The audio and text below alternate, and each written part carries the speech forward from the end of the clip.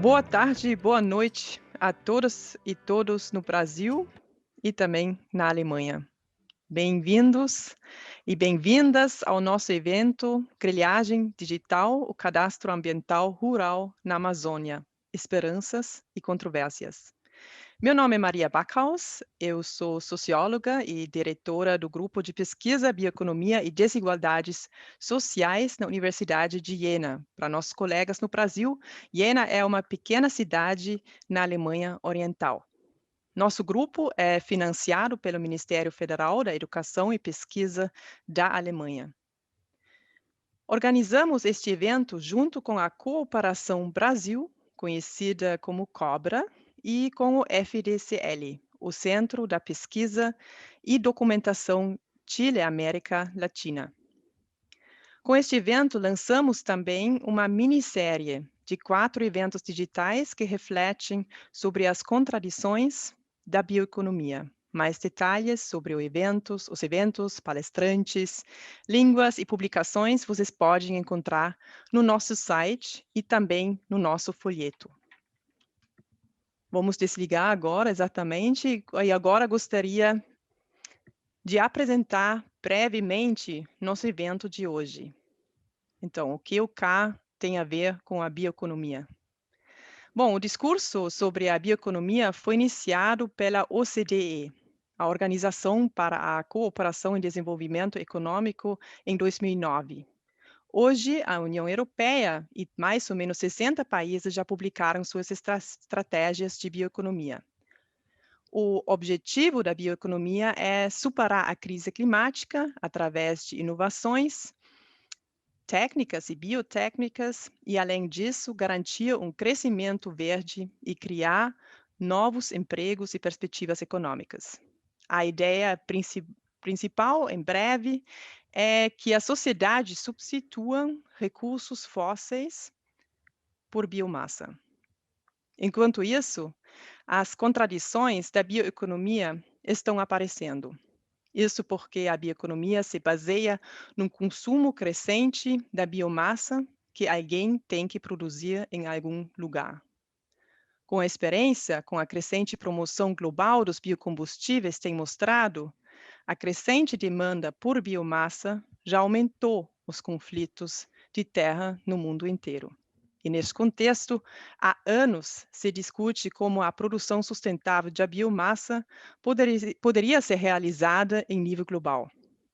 As propostas variam, desde a certificação, por exemplo, da soja ou do dendê, até a regularização ambiental e fundiária. O Brasil é interessante para a nossa discussão sobre os impactos socioambientais da bioeconomia e projetos do monitoramento por 3 razões. Primeiro, o Brasil é um importante protagonista na discussão internacional da bioeconomia. Isso porque o Brasil é um dos maiores produtores de biomassa, como soja, e é considerado um pioneiro dos biocombustíveis. Vocês todos devem conhecer etanol na base da cana-de-açúcar. Em segundo lugar, o Brasil, com sua região amazônica, é considerado uma região mega diversa, com grandes reservas de recursos genéticos para a bioeconomia. Nesse contexto, o vice-presidente Hamilton Mourão publicou na revista chamada Interesse Nacional um texto com o título A Amazônia, a Nova Fronteira da Bioeconomia. Em terceiro lugar, há décadas, a Amazônia Legal tem sido o foco dos debates sobre políticas ambientais em relação à forma correta de proteger as florestas. Estão sendo discutidos diferentes projetos de desenvolvimento sustentável, desde a demarcação e proteção de reservas até os projetos de titulação privada de terras públicas. E nesse contexto, Hoje vamos focar numa ferramenta de proteção das florestas baseada em monitoramento por satélite, o Cadastro Ambiental Rural, o CAR. O objetivo do nosso evento é de conhecer melhor o CAR e contextualizar esse instrumento digital com a situação fundiária na Amazônia. E assim, nós queremos contribuir para debates mais diferenciados sobre as possibilidades, mas também os limites de políticas ambientais, técnicas e de mercado. E para isso, convidamos 3 especialistas que apontam em seus trabalhos que é fundamental contextualizar qualquer projeto de regularização ou monitoramento na questão fundiária. Vou apresentar agora nossos 3 especialistas. Primeiro, doutora Eliane Moreira. Ela é promotora da Justiça do Ministério Público do Estado do Pará. O Ministério Público é uma instituição que não existe na Alemanha e por isso vou explicar um pouco para nossos colegas da Alemanha. É uma instituição pública autônoma que defende o regime democrático e todos os interesses da sociedade brasileira. E ela também atua, entre muitas outras áreas, na defesa do meio ambiente e dos interesses dos povos tradicionais. Além disso, Eliane é professora da Universidade Federal do Pará e coordena o grupo de pesquisas Direitos dos Povos e Comunidades Tradicionais. Eliane é mestre, doutora e pós-doutora em Direito e publicou milhares de artigos. Gostaria de mencionar aqui seu livro Justiça Socioambiental e Direitos Humanos, uma análise a partir dos direitos territoriais de povos e comunidades tradicionais. Quero apresentar agora o doutor Maurício Gonçalves Torres. Ele é professor titular no Instituto Amazônico de Agriculturas Familiares, INIAF, da Universidade Federal do Pará. Maurício é mestre e doutor em Geografia Humana. Ele pesquisa sobre conflitos territoriais, com foco principal nos povos e comunidades tradicionais na Amazônia. Maurício também publicou vários artigos e livros, entre outros o livro Dono é Quem Desmata. E hoje lançamos o artigo Grilhagem para Principiantes, em nossa série de Working Papers.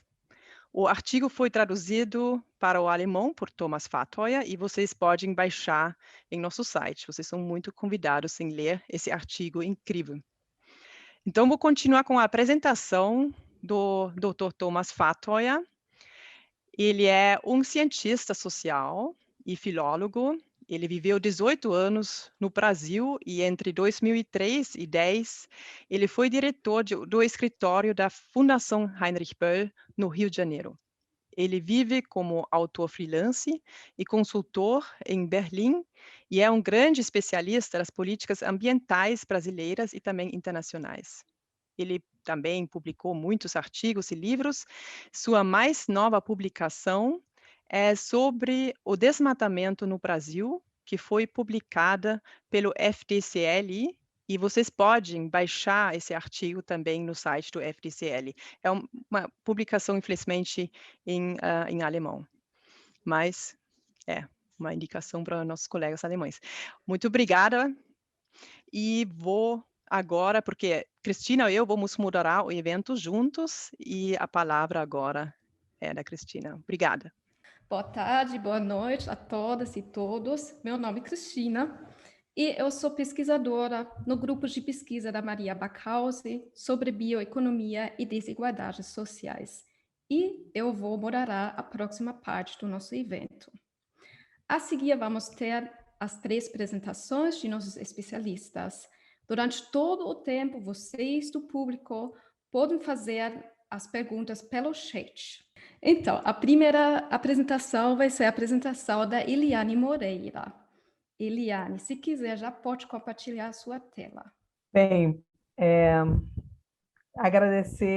já quero começar agradecendo imensamente essa oportunidade de fazer um debate tão importante, né, assim, tão necessário, o olhar sobre questões que possuem muita interação entre o Brasil e a Alemanha, né? Lembrando que a Agência de Cooperação Alemã foi um braço fundamental para a implementação de duas políticas públicas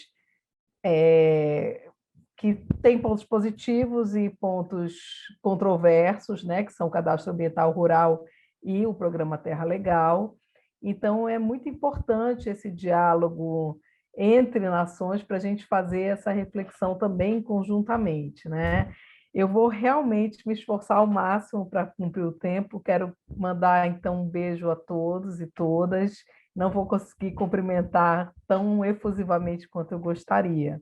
E tenho que falar devagar também, por conta dos nossos tradutores. Tenho que me recordar disso. Bem, a questão fundiária, então, na Amazônia, nesse contexto da bioeconomia, né? A ideia é a gente trazer essa reflexão. Acho que uma das primeiras questões que a gente precisa trazer é que a gente está falando de uma área que ainda é uma área de fronteira, é uma área, né? A Amazônia é a área para a qual atividades antrópicas fortemente impactantes têm se expandido. Existe já um esforço de regularização fundiária histórico, isso é fato, não se pode negar, mas ainda existe um gap, né? Ainda existe um fosso muito grande que precisa ser preenchido para o avanço da regularização fundiária, para assegurar realmente, principalmente, direitos territoriais de povos e comunidades tradicionais da Amazônia, para assegurar também a existência de áreas protegidas na Amazônia e para compatibilizar os usos pretendidos para a Amazônia com as pretensões sobre essa terra, né? Então, acho que um dos primeiros elementos que é interessante a gente trazer qual é um dado, né? Como eu estava conversando com o Maurício agora há pouco, existem muitas divergências, mas eu peguei um dado específico do Instituto Amazon que fala sobre a distribuição das áreas destinadas na Amazônia. Desse dado, que eu quero logo começar ressaltando, é que só tem informação sobre destinação de terras na Amazônia, a gente só tem 71%, informações sobre 71,5% das áreas destinadas na Amazônia. Significa dizer que quase 30%, ou vamos colocar aí 28,5%, das áreas da Amazônia ou não estão destinadas ou não têm uma informação precisa sobre essa destinação. É importante ressaltar que isso representa aí 143 milhões de hectares. Mais ou menos, quase 4 Alemanhas, né? Então, a gente tem uma área de quase 4 Alemanhas, para a qual ainda não foi resolvida ou não existem informações disponíveis sobre a sua situação fundiária. Eu quero destacar isso porque isso é um dos importantes elementos que fazem com que o avanço em direção à Amazônia seja crescente. Esse é um dado do MAP Biomas, que é uma outra organização que tem coletado informações sobre o Brasil de forma geral, e ele nos traz aí um período de 1985 até 2019, em que esse amarelo, a imagem abaixo, é o avanço da ação antrópica, o verde as áreas de floresta, que ele nos demonstra como esse avanço tem caminhado em direção à Amazônia. E quando a gente fala em ação antrópica, a gente está falando de atividades que envolvem monocultivo, atividades de infraestrutura, pecuária, dentre outras. É claro que essa disputa pela finalidade da terra, até porque nessa área para a qual as atividades antrópicas estão caminhando, já existem populações vivendo. Existem povos e comunidades tradicionais que há muitos séculos já vivem e têm o seu modo de vida na Amazônia já estabilizado. Ocorre que essa disputa, seja pela área ainda não destinada, seja pela área que já possui uma destinação, mas sobre a qual existem pretensões, ela gera graves conflitos de terra. Aqui, só para rememorar um dos casos mais tristes que nós tivemos no Brasil, e lamentavelmente foi aqui no estado do Pará, que é o caso de Eldorado dos Carajás. Ainda um outro dado sobre esse avanço, né? Esse avanço por terra, né? Essa disputa com quem vai ficar a terra, termina sendo um grande vetor de desmatamento e de pressão sobre a floresta. Aí o que a gente vê em vermelho, né? Os desmatamentos já consolidados, em amarelo a área pressionada na Amazônia e em verde a área ainda florestada. Isso é acompanhado do aumento da área de pastagem também e do aumento do efetivo de rebanho bovino, por exemplo, na Amazônia. Esse dado, que não está a fonte oficial, mas é também um dado do Amazon, ele demonstra como, ao longo dos anos, entre 2000 e 2019, aumentou em muitas vezes tanto a evolução do rebanho bovino quanto a área de pastagem na Amazônia. Significa dizer, então, que essa disputa por ocupação, ela tem uma atividade econômica, ou tem algumas atividades econômicas que preponderam nessa demanda por terras na região amazônica. E aí, nesse contexto, acho que é interessante a gente se perguntar, né, o que é a bioeconomia para a Amazônia, né, e como ela influencia realmente essa ocupação do território. Então, acho que uma das primeiras disputas, e Cristina, eu vou te pedir só para tu me sinalizares se eu estiver em algum momento falando muito rápido por conta da tradução.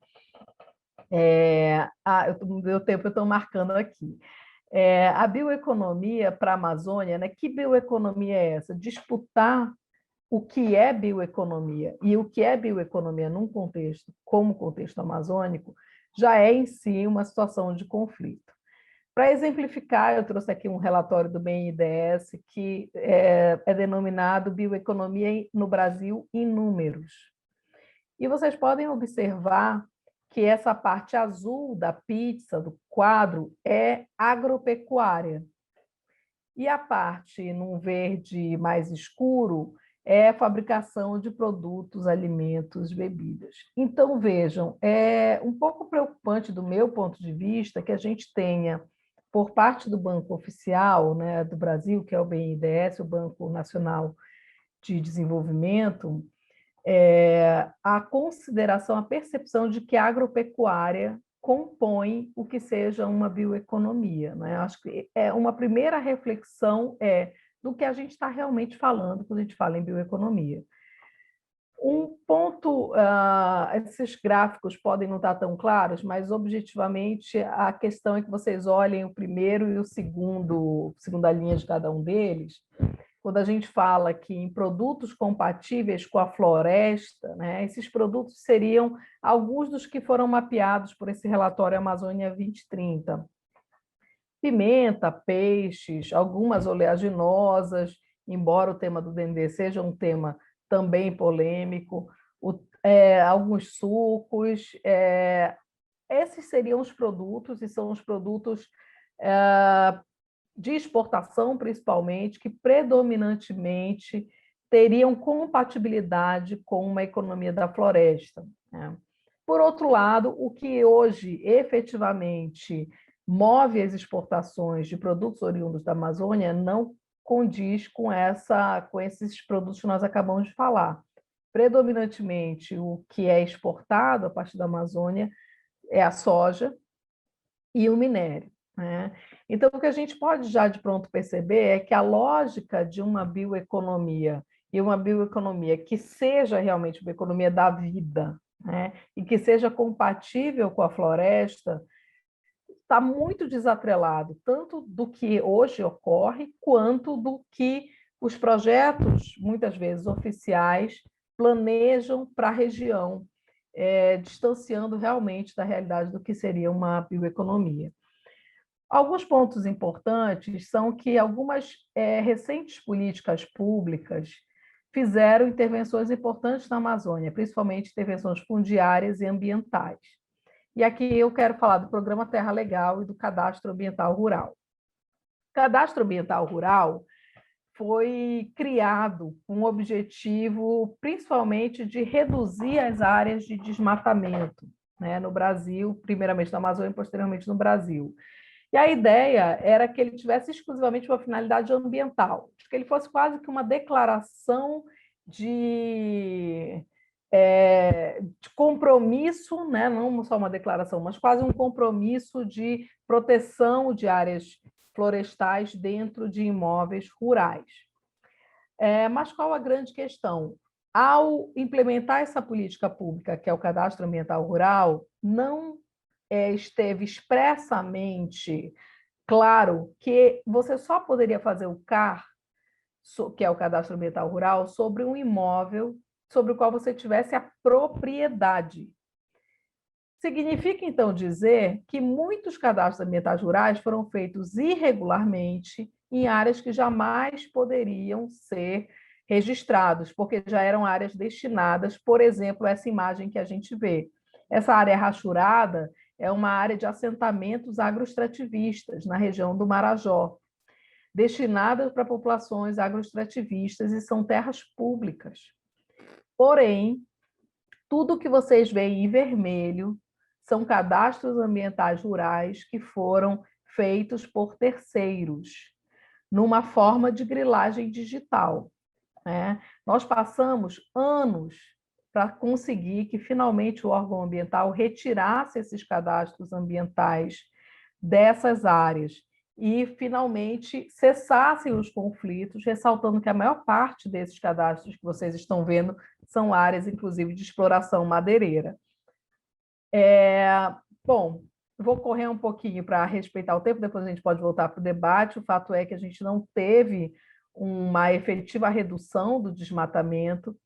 O maior problema hoje é que o Cadastro Ambiental Rural mimetizou, né? Ele confundiu o que é a finalidade dele com o que é um documento fundiário. E hoje ele tem sido utilizado como documento fundiário, quando não é essa a finalidade dele.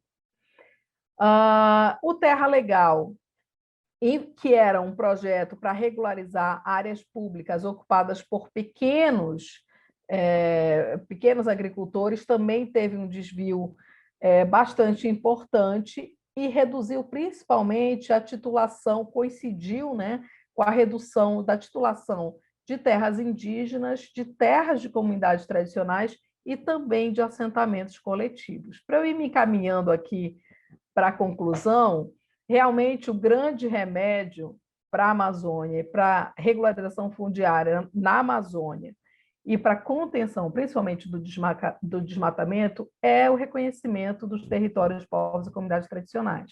Essa imagem que vocês veem, que é da terra indígena Suruí, demonstra claramente como a terra indígena ela é um bloqueio real para o avanço do desmatamento. Só o último ponto, é importante dizer que, além de todas aquelas áreas que não estão destinadas, dentro daqueles quase 30% de áreas que não têm uma finalidade já totalmente estabelecida, pelo menos 43% são áreas que deveriam ter prioridade para destinação para a proteção da floresta. E essa é uma preocupação muito grande que a gente tem hoje com os programas de regularização fundiária no Brasil, porque as regularizações estão sendo feitas em áreas de floresta. E como é possível no imóvel privado você desmatar até 50% na Amazônia, a gente vai ter uma perda ainda razoável do conteúdo total da floresta se essa regularização fundiária prosseguir sem atentar para a necessidade de preservação da floresta. Bom, é isso, eu agradeço imensamente, desculpa ter passado um pouquinho do tempo. Muito obrigada, Eliane. Foi perfeito o tempo. Então, acho que já ficou muito claro como é complexa a questão fundiária na Amazônia. Vamos passar para Maurício. Bom, boa tarde, boa noite. Muito obrigado. Eu agradeço muito a organização pelo convite, Cristina, Maria. E, em primeiro lugar, é uma honra estar aqui, principalmente dividindo uma mesa com a Cristina, com a Maria, com a Eliane e com o Thomas, que são pesquisadores que, para mim, são referências. São pesquisadores a partir dos quais eu aprendo, e muito do que eu vou mostrar aqui vem de diálogo e da leitura do trabalho deles, inclusive, em alguns momentos, sobrepondo ao que a Eliane já disse e, evidentemente, concordando com ela. Bom, primeiramente, eu queria convidar vocês para olhar essa imagem. Isso é o bioma Amazônia. Isso é a floresta amazônica. Em azul são os rios, em vermelho é o desmatamento que existia no ano de 2000. 2000, ontem, certo? Quase todo mundo, ou todo mundo que está assistindo aqui, estava vivo em 2000. Isso aqui, que vocês vão ver agora, é o desmatamento em 2020. Tá? Como vocês podem perceber, é um aumento brutal de desmatamento em apenas 20 anos. Bom, mas se nós observarmos esse desmatamento, a gente vai perceber que ele é bastante irregular. E se a gente colocar as áreas protegidas, unidades de conservação, que estão aí em verde, e terras indígenas, que estão em amarelo, nós vamos perceber algo interessante. Esse desmatamento ele vai como que se esgueirando por entre as áreas protegidas, certo? Por entre terras indígenas e unidades de conservação. Ele vai quase que sempre respeitando esses limites. E aí, eu vou mimetizar a Eliane, estou mostrando aqui uma imagem de satélite de uma outra terra indígena, no Mato Grosso, onde a gente não precisa desenhar o limite da terra indígena. Esse tom roxo é o desmatamento, verde a floresta, e isso, de fato, as terras indígenas são um obstáculo muito eficiente para a floresta. Agora, por quê? Por quê? Por que as unidades de conservação funcionam? Por que as terras indígenas funcionam? Muitas dessas unidades de conservação que a gente viu aqui, tudo isso que está em verde aí, tirando raras exceções, são parques de papel. São unidades de conservação que existem só no papel, foram criadas e nunca foram implementadas no chão. Certo? Então, por que elas funcionam? Por que elas são tão efetivas? Será que é porque o desmatador tem alguma consciência ambiental e ele tem um GPS que vai falar, bom, aqui começa a unidade de conservação? Muito chato, né? Unidade de conservação, não. Bom, no caso das terras indígenas, a gente tem os povos da floresta. Tem os povos indígenas e as comunidades tradicionais, certo? Essa foto, por exemplo, é uma imagem clara do quanto esses grupos representam em si um obstáculo para o avanço do desmatamento. Isso é uma operação de fiscalização dos índios Munduruku. Certo? Isso aqui é uma equipe de trabalho, homens, mulheres, idosos, idosas, jovens, crianças, percorrendo seus limites, certo? E demarcando o seu território e colocando para fora o enfrentamento mesmo os garimpeiros, grileiros, madeireiros que estão invadindo.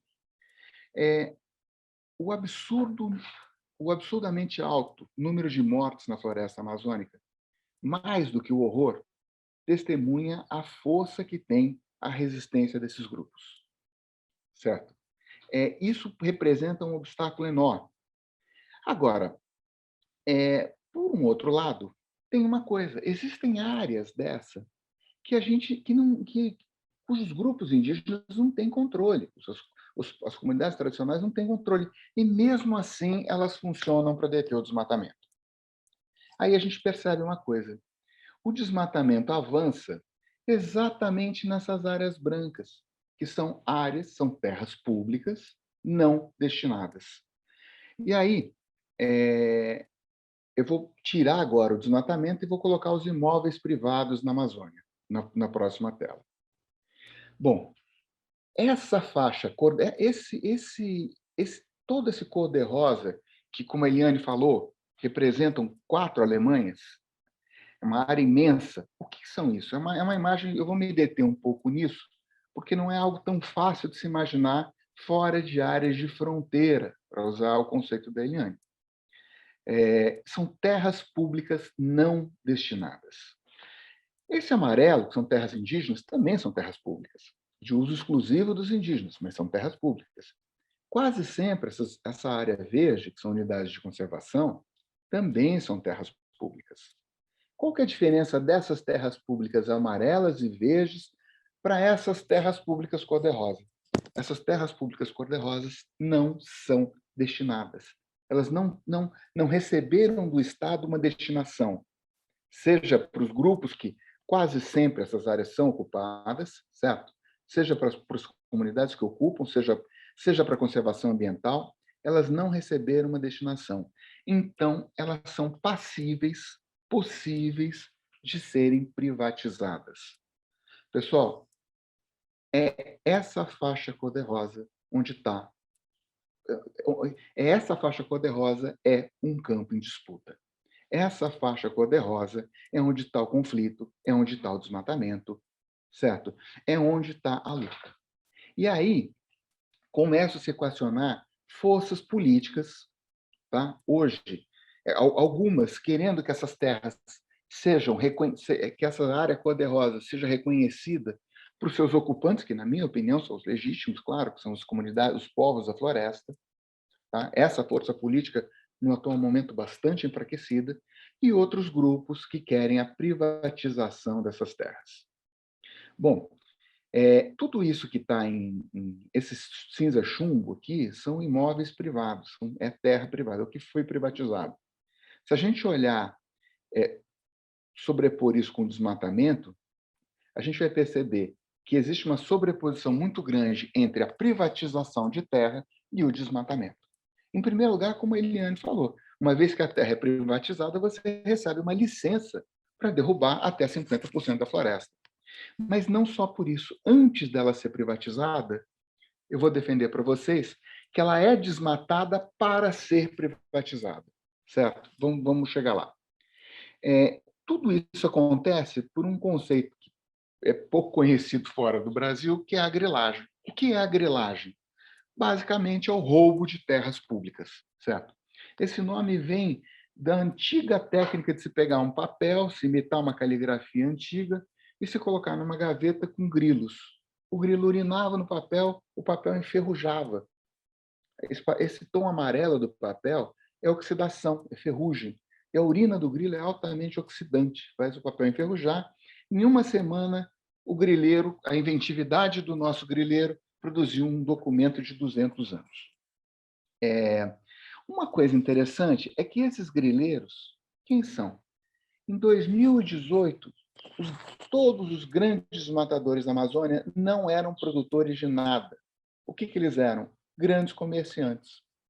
Ou seja, quem mais tinha derrubado a floresta nunca tinha plantado um grão de nada, nunca tinha criado um boi.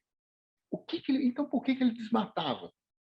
Para grilagem, para se apropriar da terra e para vender a terra. Aí, pessoal, a gente começa a entender o porquê parque de papel, unidade de conservação que só existe no papel, funciona.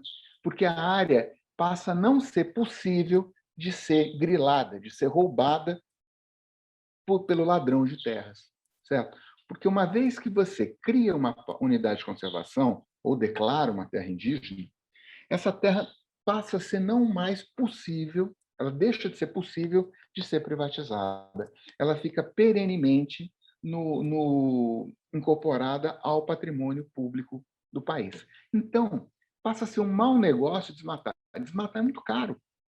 Desmatar é muito caro. Para desmatar 1 hectare, é alguma coisa que não sai por menos do que $500, certo? E se o cara não vai desmatar se ele não puder vender a terra, tá? Agora, existe uma das estratégias, eu não vou me deter muito para apresentar o CAR, porque a Eliane já fez isso muito bem, uma das estratégias que uma grande ala dos ambientalistas pensou foi o CAR. O que era o CAR? Era um sistema, era um cadastro foi criado no Código Florestal de 2012, era um cadastro obrigatório, todo imóvel rural tinha que obrigatoriamente fazer o seu cadastro. E o que os ambientalistas que defendiam o CAR pensavam? A gente vai ter uma malha bem definida, vamos saber qual pedaço é de quem e vamos poder atribuir a essa figura responsabilidades. Aparentemente é uma coisa muito razoável, não é? O problema é que, novamente, se pensa a floresta, se pensa um ambiente tão diferente, com povos tão diferentes, com nações diferentes, com culturas diferentes, a partir de uma lógica estritamente neoliberal, onde tudo se resolve por meio da propriedade privada. O cara era uma aposta de que tudo se resolveria por meio de uma propriedade privada, de uma declaração de apropriação privada. Bom, aí eu vou abrir um parênteses de como que funciona a grilagem historicamente. Isso não é novo. Nossa, já? Obrigado. Bom, eu vou dar uma corrida. Como é que funciona a grilagem para se apropriar? Você tem um momento em que você se apropria da terra, certo? Isso é algo ilegal, e aí você vai criando nesse algo ilegal penduricalhos, relações sociais legais. Então, o cara tem algo ilegal, mas ele faz o CAR, ele paga o imposto da terra, o imposto territorial rural, ele doa um pedaço para a igreja, ele vai fazendo, ele tem uma licença para tirar madeira, ele vai fazendo uma série de coisas que são legais a partir de algo essencialmente legal. Até que chega uma hora que você tem tanta coisa legal, tantas relações sociais legais atreladas nessa ilegalidade original, que é anistiado e se recomeça o ciclo, certo? O CAR é uma coisa dessa. Esse anúncio de terra, por exemplo, ilustra bem como funciona a coisa. Esse anúncio de terra eu adoro reproduzir porque ele é um curso de grilagem. É um curso de como se roubar a terra. Olha o que diz o anúncio. Está sendo feito o georreferenciamento da área para se fazer o CAR, se fazer esse registro, que é declaratório. Nós podemos agora, nós que estamos nessa sala, entrar na internet e fazer um CAR com metade da Amazônia. Ele é declaratório, certo? Nada nos impede de declarar que nós sejamos donos da Amazônia.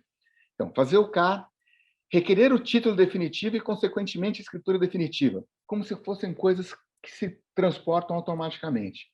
Está sendo feito o desmembramento da área em até 1.500 hectares no projeto Terra Legal. Ou seja, ele está dizendo que é uma área de 100.000 hectares, que ele está dividindo em lotes de 1.500 hectares, para fingir que são vários pequenos, colocando cada lote no nome de um laranja, de um testa de ferro, de um preposto, usando falsidade ideológica.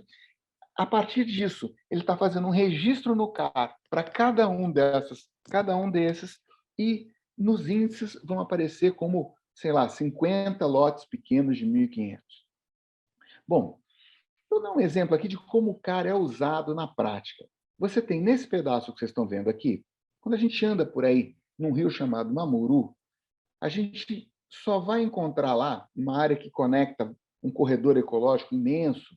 A gente vai encontrar comunidades tradicionais e aldeias indígenas.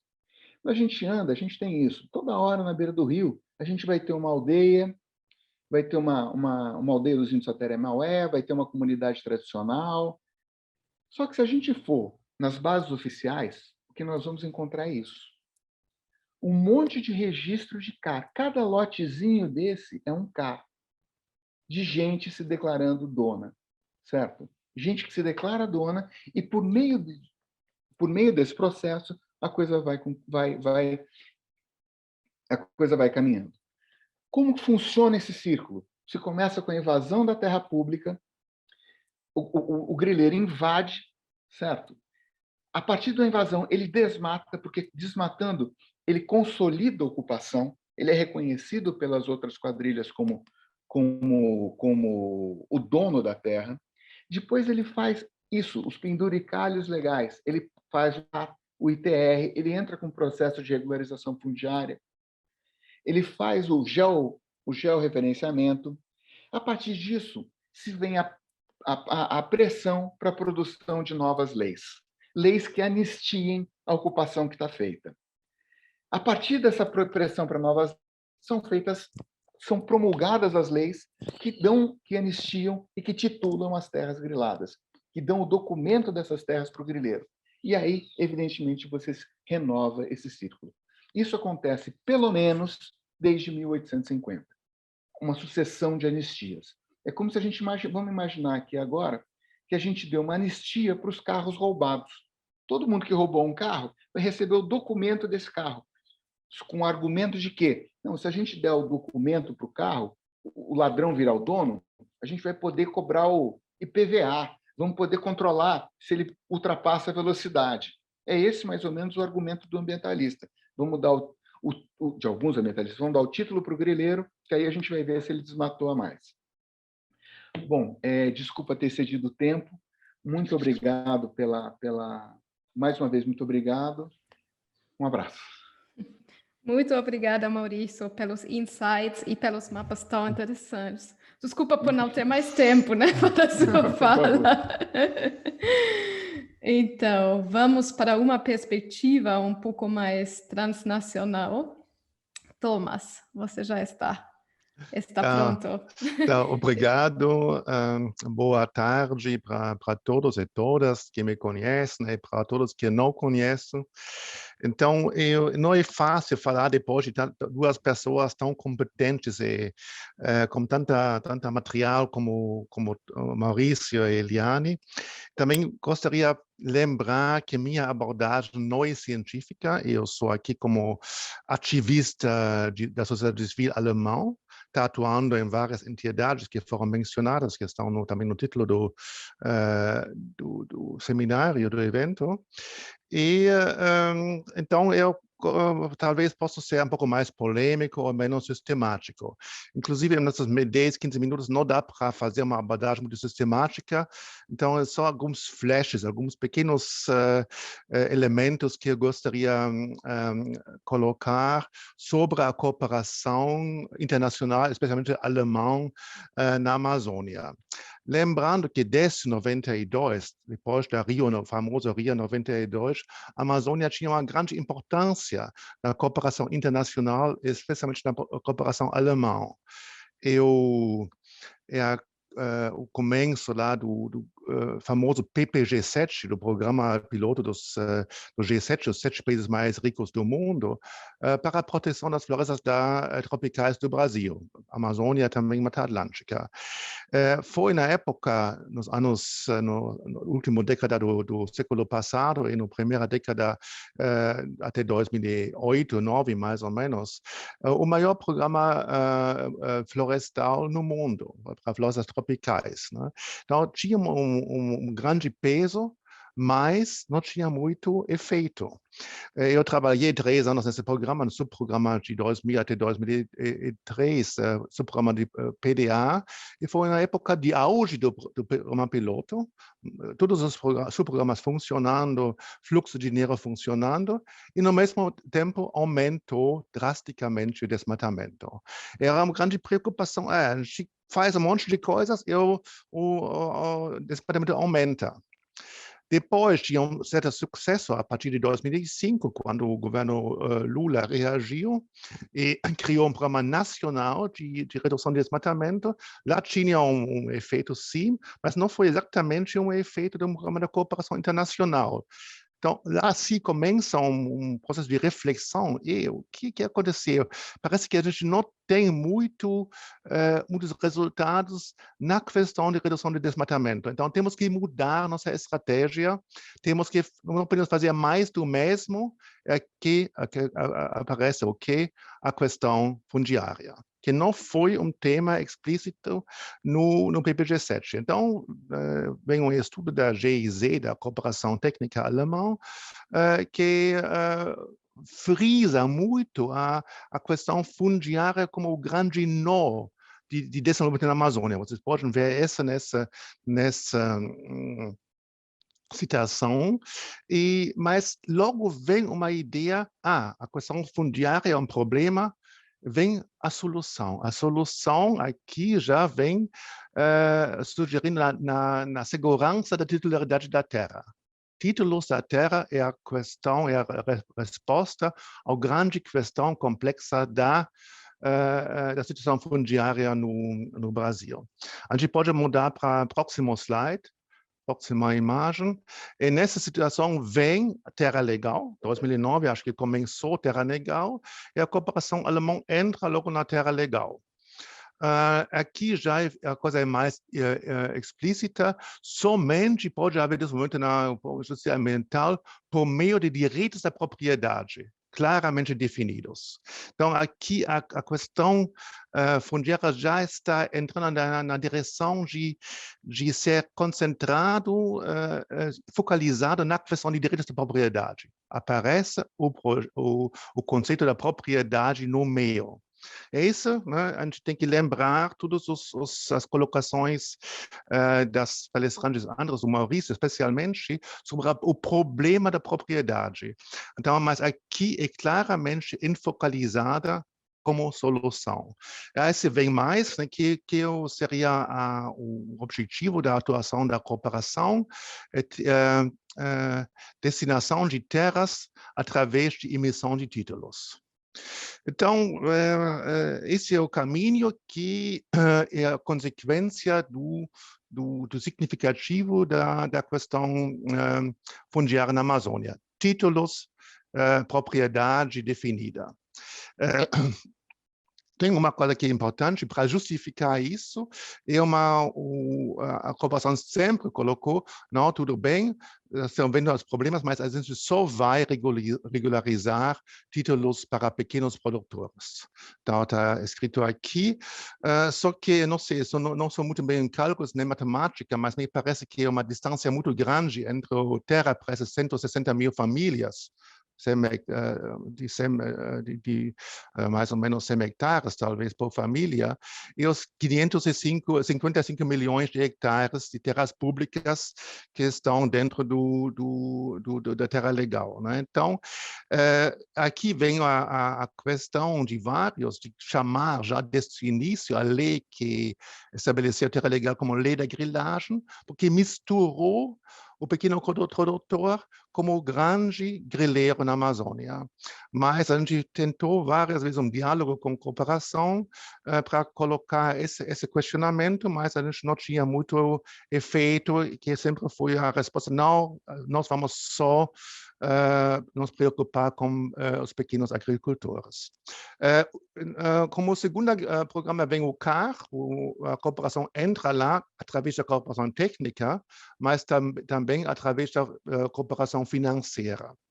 E aqui a palavra-chave, por que a cooperação entra no CAR? O grande objetivo é o controle do desmatamento. Proteção das florestas, então o CAR não é um instrumento de justiça social e desmatamento é a palavra central. Então vamos para o próximo. Aqui alguns números, né? O projeto começou em 2014, apoio com um apoio de 23 milhões de euros, através, desta vez não da GIZ, mas do Banco da Cooperação, do KfW, não, já o último ainda, né? E ainda se juntou a cooperação alemã com o programa do Banco Mundial, o First Investment Program do Banco Mundial. Então, já temos 2 polos aqui de apoio ao CAR da cooperação com bastante dinheiro, com bastante poder de fogo. Agora, próximo. Talvez interessante ver como o Banco Mundial define o objetivo do apoio ao CAR. Então, qual é a ideia que o CAR pode contribuir? São benefícios para proprietários e governo. Estamos entrando no mundo do win-win. Todo mundo está ganhando. Como? Maior segurança legal e a possibilidade de mostrar que estamos conforme com as leis ambientais. As proprietários podem mostrar isso. Estou dentro das leis ambientais, né? Então, aqui temos uma realidade amazônica que está cheio de sujeitos racionais que procuram os seus benefícios, que com interesse de ficar dentro da legalidade, né? Então, acho que é um mundo bem diferente das dinâmicas reais que o Maurício mostrou para nós. Tudo bem, um projeto sempre tem uma coisa da sua lógica. O problema começa quando os atores da cooperação acreditam nessas coisas. E a minha impressão é que eles acreditam nessa ideia dos sujeitos racionais que procuram legalidade. Tá bom, então vamos para o próximo. Já temos apoio da cooperação internacional através da KfW, a cooperação alemã, temos o Banco Mundial e temos também o Fundo Amazônia. Olhando para as linhas de apoio ao Fundo Amazônia, o apoio à CAR é a maior linha de apoio. São 30 e 50 milhões do Fundo Amazônia, que está parado, como todo mundo sabe, né, que foram dedicados à CAR. Essas pessoas nem perceberam tanto, foi um levantamento que foi feito quando o Ricardo Salles, o ministro, agrediu o Fundo Amazônia, falou que isso é uma coisa para ONGs, etc. Foi feito esse levantamento para mostrar que a maior parte dos apoios vão para os estados da Amazônia Legal e que, dentro disso, o apoio ao CAR é o maior apoio que existe. Então, na época, era alguma coisa de 100 milhões de dólares e euros, né? Hoje é menos por causa da desvalorização, mas junto a isso é uma soma muito significante da cooperação internacional. Então, o CAR virou, em certo sentido, o xodó, a grande esperança da cooperação internacional. Para isso, tem razões que vou já abordar na penúltimo slide da apresentação. Por favor, a próxima. Pode apoiar. Então, os problemas. Acho que o primeiro problema foi bem claro, que a falta de uma análise adequada da complexidade da questão fundiária. A questão fundiária é um problema, a titulação é a solução. Acho que essa é uma coisa bem simplificatória, né? E essa agora, acho que os próximos dois é uma coisa muito importante. O CAR cria a esperança e talvez a ilusão que as situações complexas na Amazônia, os conflitos socioambientais, podem ter soluções técnicas. A CAR é uma coisa técnica, é um instrumento técnico que você faz nos escritórios. Então, mas isso é uma grande atração, porque você pode tirar a cooperação internacional do contexto político-social da Amazônia, do Brasil. E todo mundo sabe que o contexto é muito complicado. Até na Alemanha tem poucos fãs do Bolsonaro. É muito restrito isso, né? O Bolsonaro, a imagem do Bolsonaro é o pior, do governo Bolsonaro é o pior possível. Esse cria realmente um grande problema na cooperação. É uma solução que não, estamos fazendo coisas técnicas, mapas, coisas assim, CAR, né? E, assim, trabalho como um ator supostamente racional, o agronegócio e o Ministério da Agricultura. Mostrou antes, tudo essa questão fundiária, hoje em dia, está dentro do mapa do Ministério da Agricultura. E assim, a gente ouviu a avaliação da cooperação alemã. É muito difícil trabalhar com o Ministério do Meio Ambiente, com Ricardo Salles, mas dentro do mapa tem atores racionais, e com isso dá para colaborar. Então, nesse contexto, acho que o CAR cabe como uma luva para essas ideias técnicas. Então, mais duas observações finais. Falta de diálogo, acho, com a sociedade civil. Não que falta qualquer diálogo, mas acho que um diálogo só com uma parte da sociedade civil a gente não via muito interesse da cooperação alemã como diálogo, como se diz, mais crítica a algumas tendências da cooperação. A mesma coisa vale para o mundo acadêmico, universidades, né? Eu acho que o artigo da Eliane sobre CAR como nova fase das grilagens na Amazônia, para mim, foi muito importante. Foi eye-opener. A gente pensava que entrar num diálogo com cooperação com isso, a gente via nenhum interesse para ter esse diálogo realmente. Né? Tá, então, só para finalizar, vou para a última imagem. Então, aqui é a coisa que eu mais gostaria, não fazer essas apresentações com texto, mas refletir sobre imagens. A primeira imagem é meio, não sei, meio estranho, esquisito, né? 3 homens apagando fogo na Amazônia, não sei, na Amazônia, imagino que é a Amazônia. Interessante de onde vem essa imagem. Está no folder da GIS sobre a situação da cooperação alemã dentro da Funda Amazônia. Acho que só tem 2 fotos, outra é um cupuaçu, muito gostoso, e essa foto do apagar o fogo na Amazônia. Acho que a foto quer transmitir para o leitor alemão internacional que isso mais ou menos que a cooperação está fazendo, ajudar o Brasil a apagar os fogos na Amazônia. E o contribuinte alemão acha que ele vai contribuir para alguma coisa dessa. Segunda foto, Bolsonaro com Ricardo Salles, acho que a gente vê essa emoção, a gente pode ver que também homens têm emoções fortes, a gente vê esse apego dos dois, né? Acho que isso é simbólico também, que o Bolsonaro abraçou a questão ambiental. Ele é um grande ambientalista negativo, um grande anti-ambientalista. A questão ambiental é muito importante para ele. Então, nesse sentido, acho que o pessoal do Observatório da Floresta, do clima, estava certo quando foram publicados os números do desmatamento do ano passado, falando que isso não foi uma falha do governo, foi um sucesso do governo. Esse time agora trabalhou muito para deconstruir as leis ambientais do Brasil e a consequência é o aumento do desmatamento que a gente viu nos números do ano passado.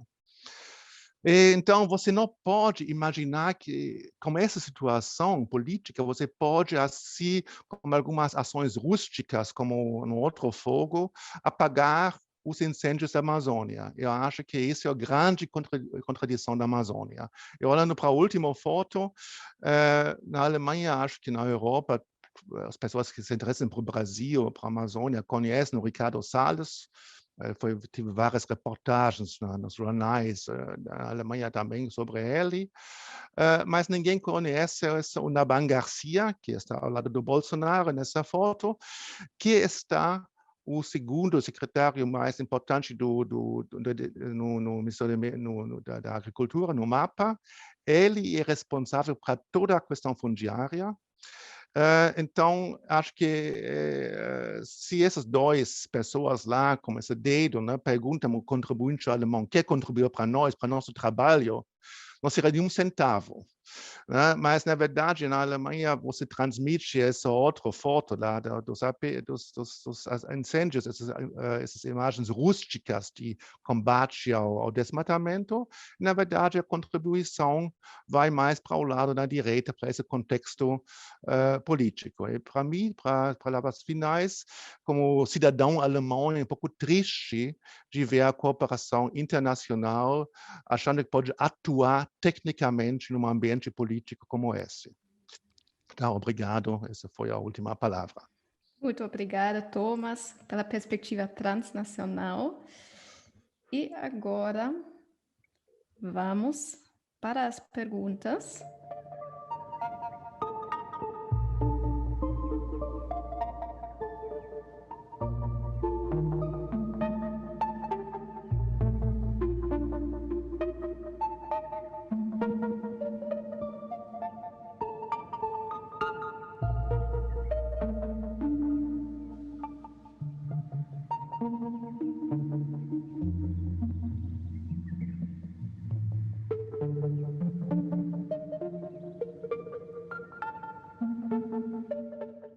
CAR municipalizado resolve? Não, piora.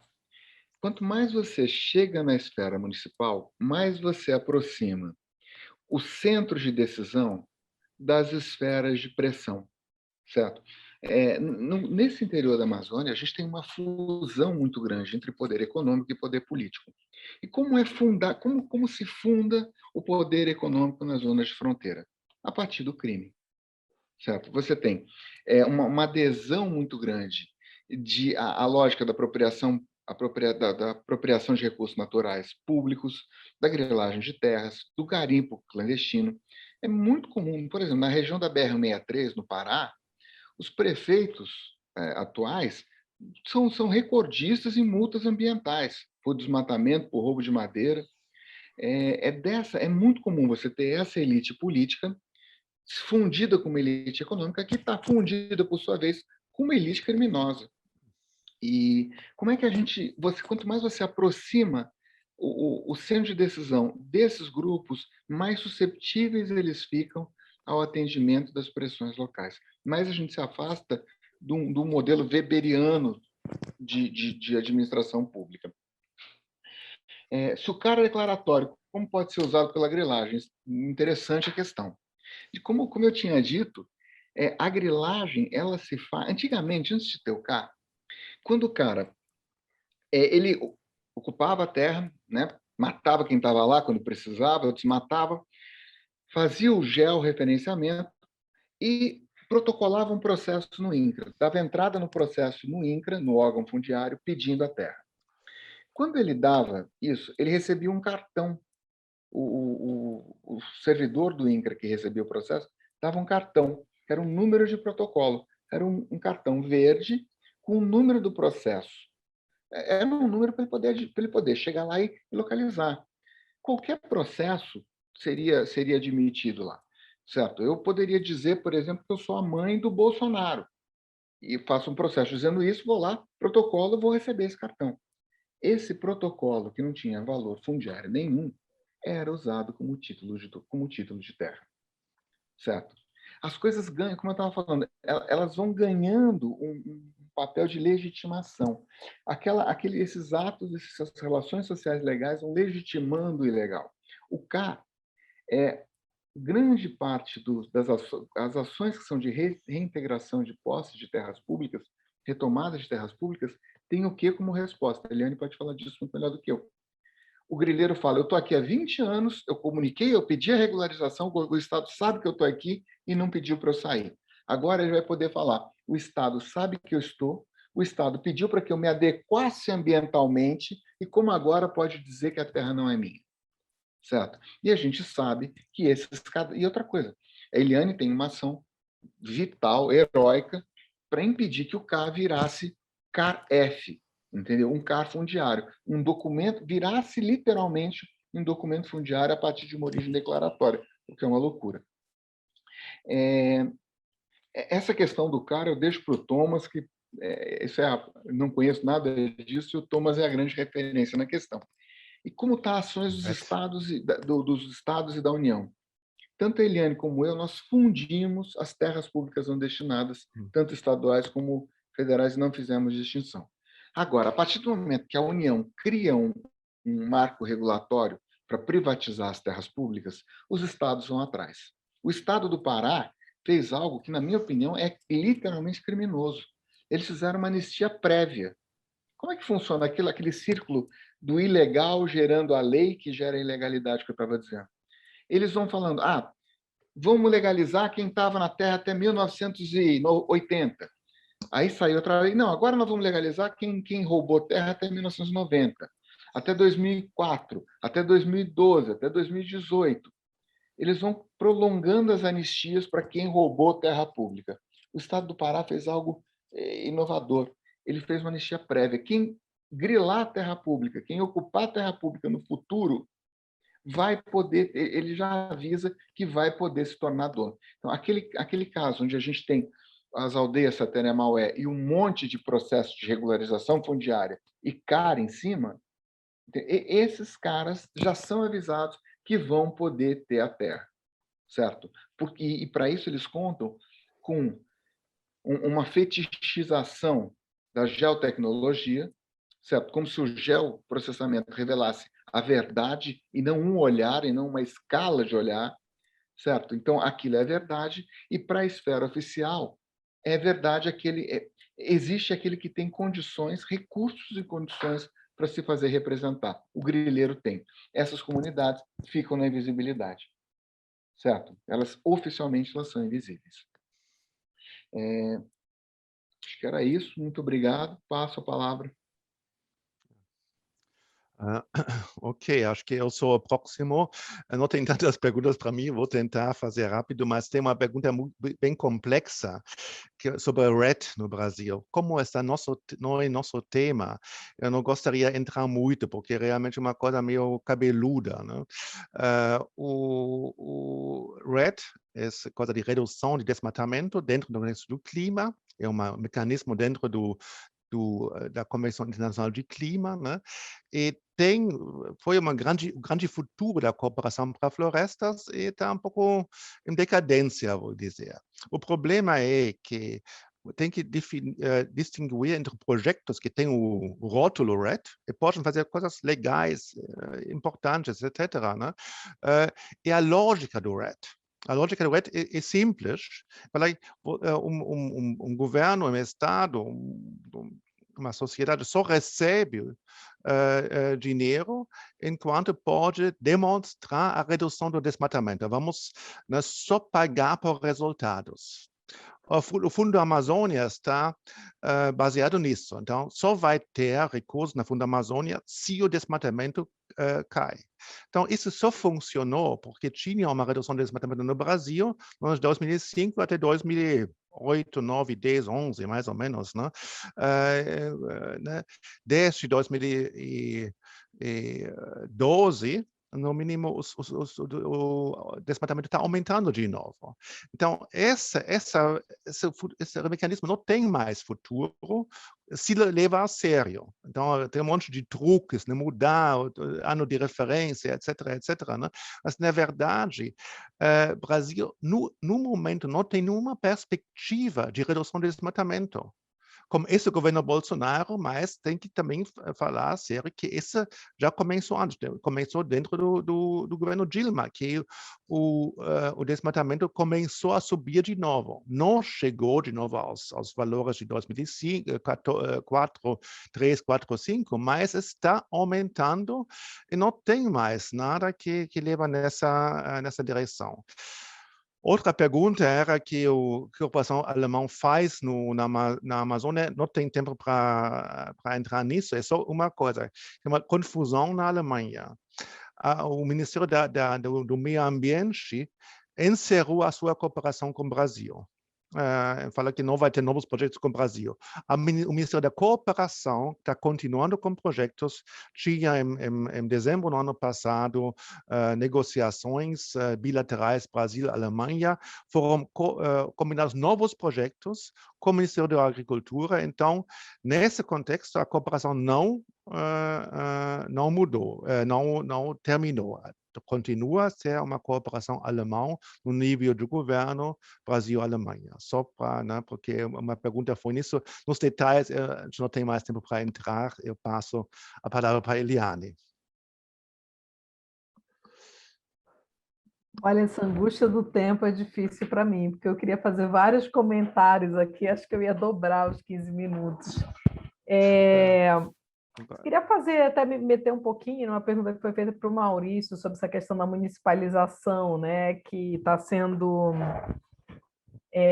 vendida a imagem de que é a grande solução, né? Se essas grandes soluções no atacado aqui na Amazônia, assim, você já sabe que não vai dar certo, né? Então, assim, para além disso que o Maurício falou, acho que tem um problema pragmático óbvio nessa questão da municipalização do CAR.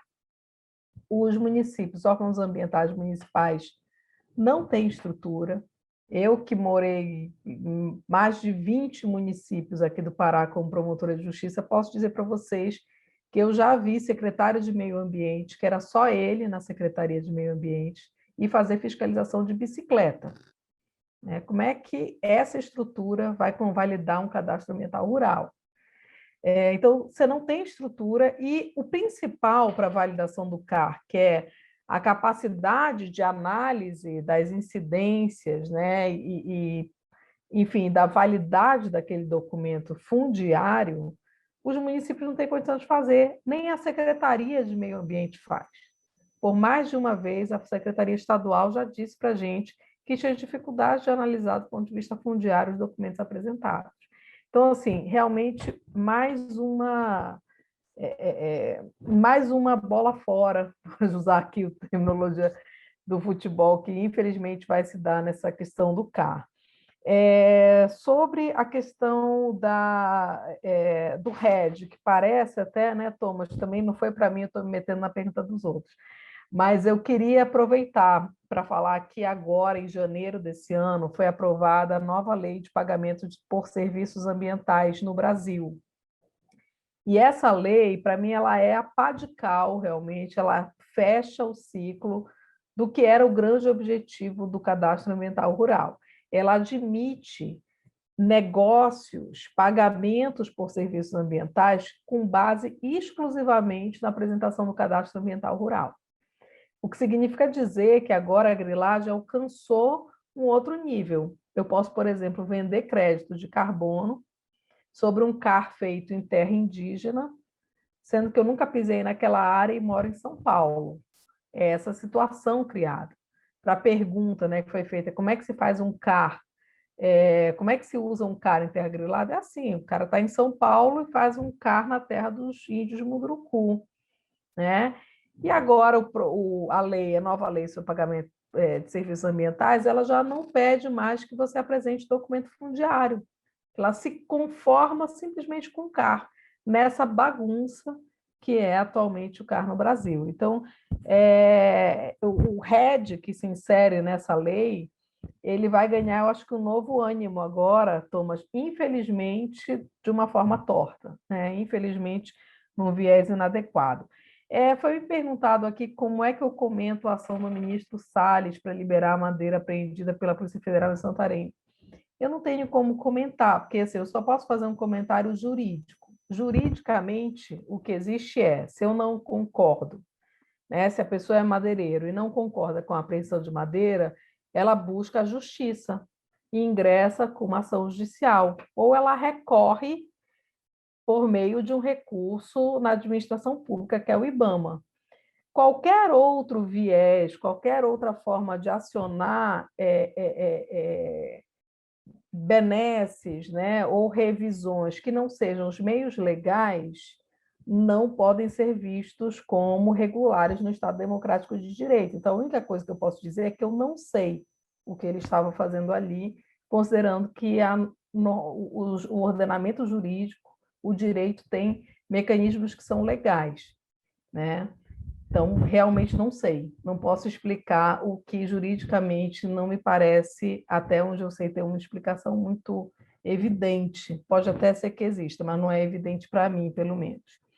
E, desculpa, eu já estou encerrando aqui a questão sobre as estratégias estaduais e municipais para a regularização fundiária.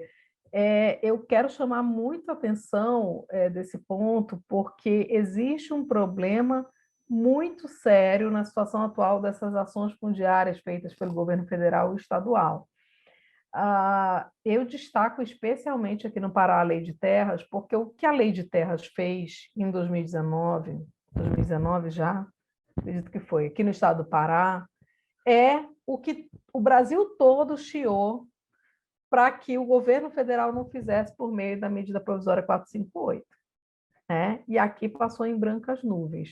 Hoje, a partir da Lei de Terras, é possível ter acesso a terras públicas que são tomadas por florestas e essas terras virarem pelo menos 50% delas área de pasto. Né? A Lei de Terras criou esse novo labirinto aí nessa relação. Por quê? Porque ela exclui, né? As pessoas do governo vão dizer, mas ela exclui as áreas florestais. Não, ela só exclui as florestas que já estão em fase de reconhecimento, como unidade de conservação ou destinadas para concessão florestal. Ou seja, aquelas lá, daqueles 40%, que é o que eu falei na minha apresentação, que tem relevância para a conservação e que não tem ainda um caminho, elas permanecem vulneráveis a essa ação que é bastante inapropriada do meu ponto de vista. Acho que eram esses os questionamentos.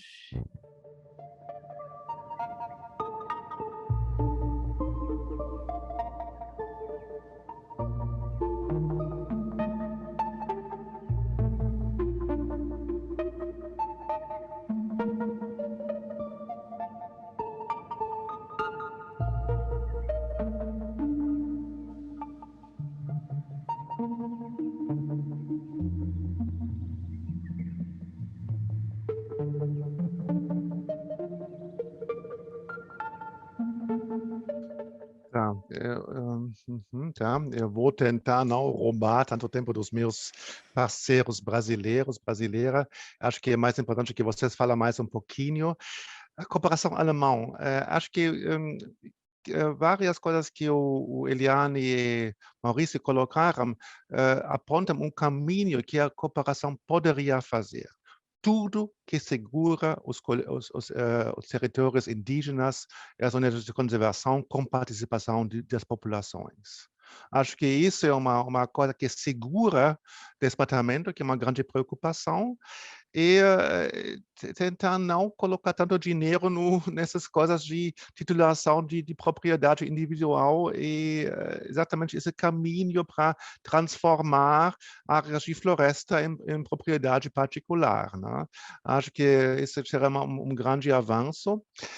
Esse é também um critério, acho que a gente pode ver dentro dos programas que tem, se esse critério, né, que os movimentos sociais chamam no Brasil a defesa dos territórios, se isso contribui para isso ou não. Isso, para mim, será um critério muito importante.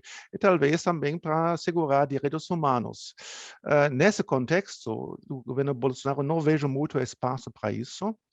E a gente tem que discutir onde tem espaços um pouco autônomos ainda, que não são totalmente dominados para o governo. Uma coisa positiva é que a cooperação alemã apoia também ONGs, não diretamente, mas apoia agências da igreja, ONGs na Alemanha, para cooperação com sociedade civil no Brasil. Isso não parou ainda. Tem muito medo que o Bolsonaro falou que os ONGs são um câncer que ele não conseguiu ainda eliminar. Né? Então, tem muito medo que isso não tem futuro, mas acho que o governo tem que insistir nesse tipo de cooperação e tem que insistir nesses espaços autônomos, talvez, que tem como as universidades, e procurar esses espaços que ainda existem, que criam uma certa independência do governo e não apostar no agronegócio como alternativa ao Ricardo Salles. Acho que são as linhas gerais, né? E acho que eu vou... a cooperação alemã tem outras atuações, mas tudo está em fluxo no momento.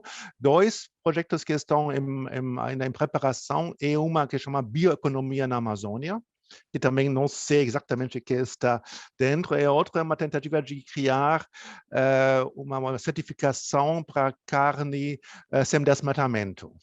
Essa ideia de criar mercados limpos, né, para produtos, né?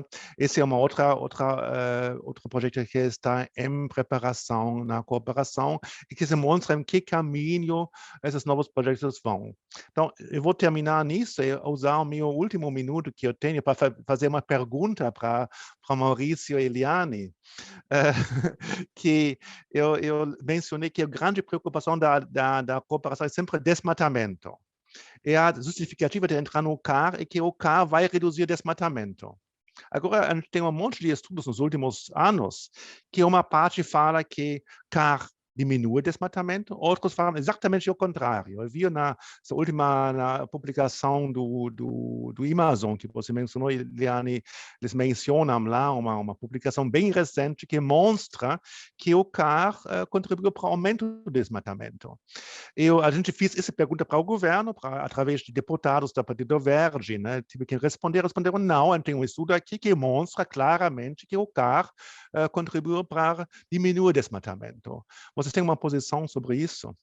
Tá, obrigado. Eu vou agora tentar começar respondendo às perguntas que me foram diretamente feitas, o que eu chamo de mimetização.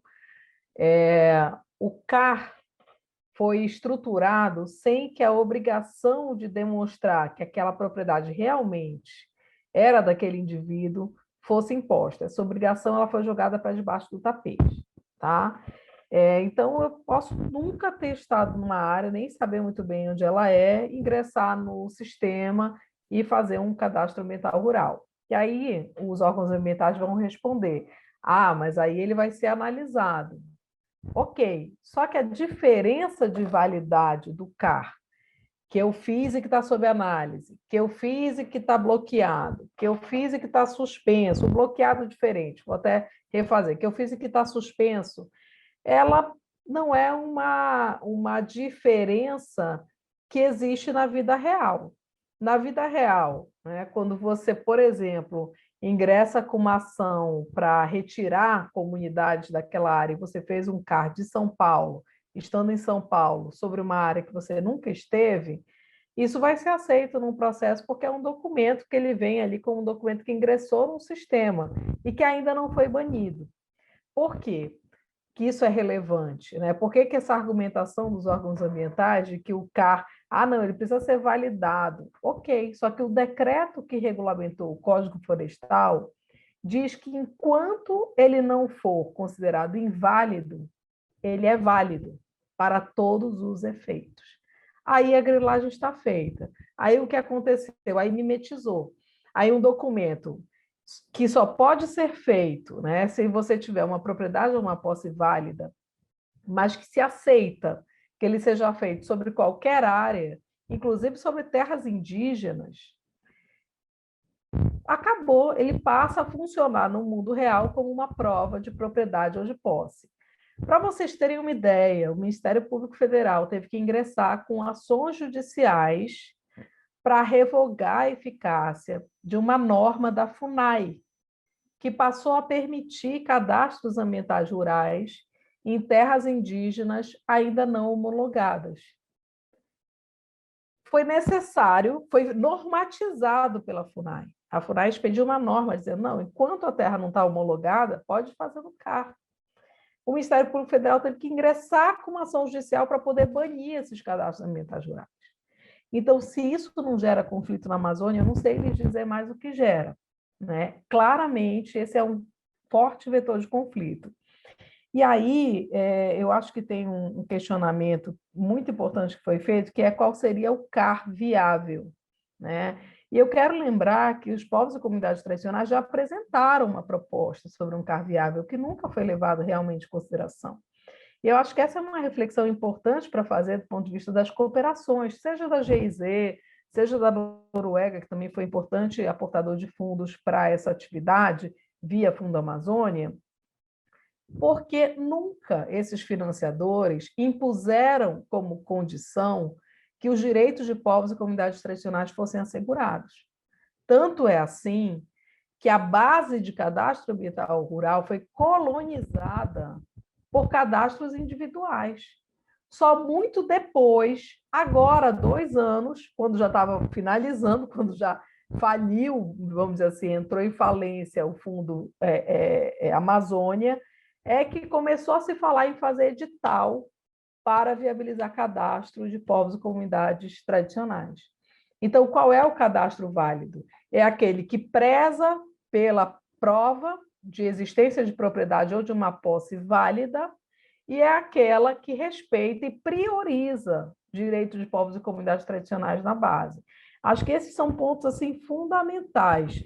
E agora eu quero voltar aí para a pergunta do Thomas, achando que eu perdi o fio da meada aqui da tua pergunta, Thomas. Se tu quiseres, eu não sei se eu terminei conseguindo responder, se puderes me ajudar.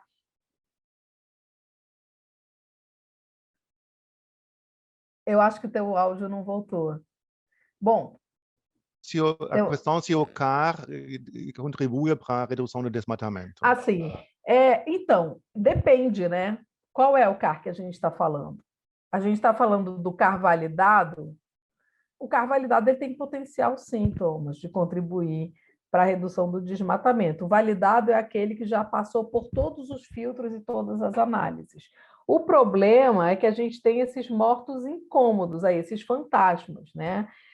Que é a maior parte da base do CAR, que ficam assombrando e que nunca vão culminar realmente com uma validação. Né? A gente tem áreas com 78 cadastros ambientais rurais incidentes.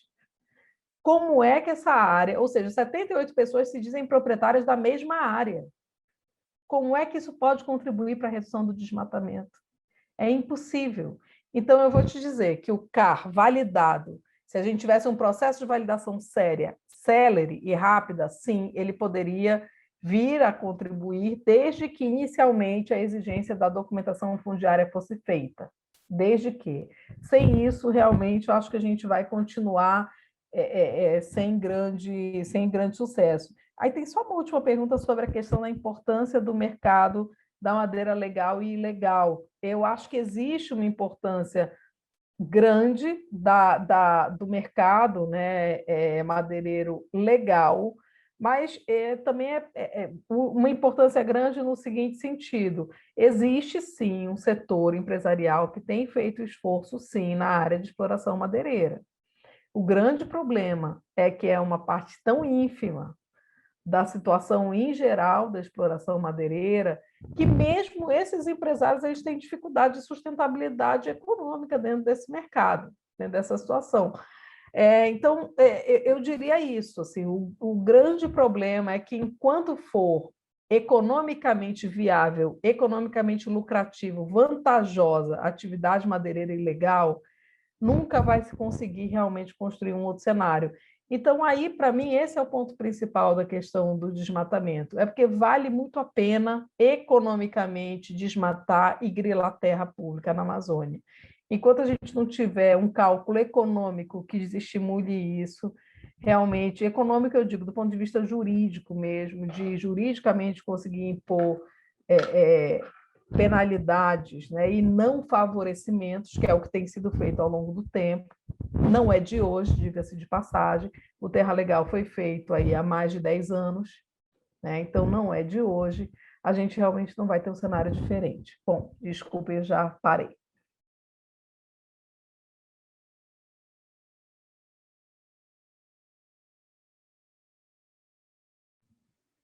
Maurício, se quiser, é sua vez. Começando pela questão do Thomas, que se aproxima, de certa forma, da Maria. É possível um CAR possível? É possível um CAR que ajude? O CAR ajuda, aumenta o desmatamento ou reduz? Se o CAR fosse diferente, se a minha mãe fosse de ferro e andasse por baixo da terra, ela seria o metrô. Entendeu? Esse se faz toda a diferença do mundo. Se o CAR fosse, como disse a Eliane, só para a terra privada, não para o grileiro, mas para quem é dono da terra, se fosse restrito às áreas onde existe a propriedade parcelar privada e fosse respeitado os territórios tradicionalmente ocupados, certo? Se tudo isso, daria certo. Na região sul do país, dá certo, onde você tem toda uma malha fundiária definida em propriedades privadas. Agora, se fosse assim, não seria o CAR, não seria esse CAR que nós temos aí. Reduz o aumento do desmatamento. Eu acredito que tenham dados que mostram que reduz. Depende da onde a gente vai pegar. Depende da onde. No interior de São Paulo, o CAR está fazendo recomposição florestal. Agora, é muito diferente a situação do interior de São Paulo para a Amazônia. Eu, pessoalmente, acho que o CAR se funda num princípio da propriedade parcelar privada. E isso é incompatível com a Amazônia, certo? Isso é incompatível para uma área onde você tem uma hegemonia de territórios tradicionalmente ocupados em regime de uso comum da terra. E aí, indo para a questão do Felipe Porto, que ele pergunta se o CAR não poderia ser um modo de modernização, como um panótipo Foucaultiano, certo? Para controle geral. Felipe, não pode, porque, como eu estou repetindo, o CAR é pensado para a propriedade parcelar privada, e na Amazônia a gente tem áreas de uso comum. Inclusive, esse conflito tem trazido problemas terríveis. Eu conheço terra indígena, eu vi uma vez numa terra indígena um monte de lotezinhos muito pequenos, lotes de 10 hectares. Quando eu fui para lá, por coincidência, os índios estavam fazendo CAR, Eliane, das suas roças, entendeu? Como se só a área que ele usasse fosse só a área onde ele plantou mandioca. Isso é um suicídio, porque a área que ele usa é muito maior. Ele anda dezenas de quilômetros para caçar, para coletar. Certo? Agora, você tem uma imposição dessa lógica da propriedade individual.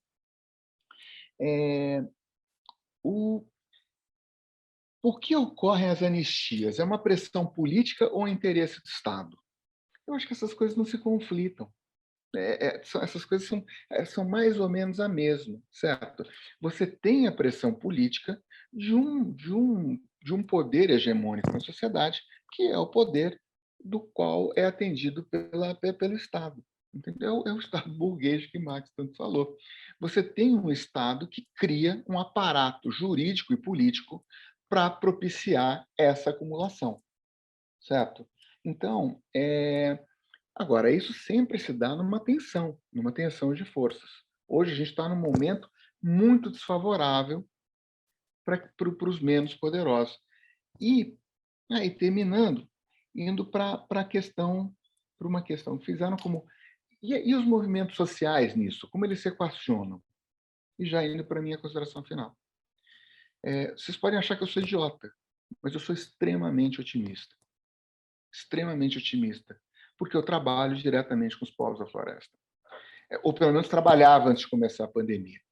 E assim, estando perto deles e vendo a criatividade e a eficiência da sua resistência, isso me faz ser muito otimista de que a situação vai mudar. Uma das fotos que eu mostrei para vocês de uma ação de vigilância territorial é muito emblemática. Eu não expliquei melhor porque por causa da Cristina, né, que é muito impiedosa. Mas ali a gente tem índios e ribeirinhos, grupos que há 2 gerações estavam guerreando e hoje se alinham numa mesma identidade política, numa mesma frente política. Índios continuam índios, ribeirinhos, mas eles se alinham numa mesma frente política em oposição ao inimigo que chega. Certo? Um inimigo que às vezes chama hidrelétrica, às vezes madeireira, às vezes agronegócio, pecuária, grilagem. É uma hidra de muitas cabeças e de muitos nomes, certo? Mas, de qualquer maneira, trabalhando e vendo a inventividade, a criatividade desses grupos, a gente tem muita esperança. Os grandes movimentos sociais ficaram muito desarticulados nos últimos governos. Não só do Bolsonaro, mas também no governo PT. Também no governo PT, que desarticulou muito esses movimentos sociais, por meio da cooptação. E agora eles estão sofrendo chegaram desarticulados e sofrem um combate terrível nesse momento fascista da nossa política. Agora, eu sou muito otimista de que nessas células que vão brotando nos 4 cantos da floresta, a coisa se rearticule e o enfrentamento se faça presente. Muito obrigado.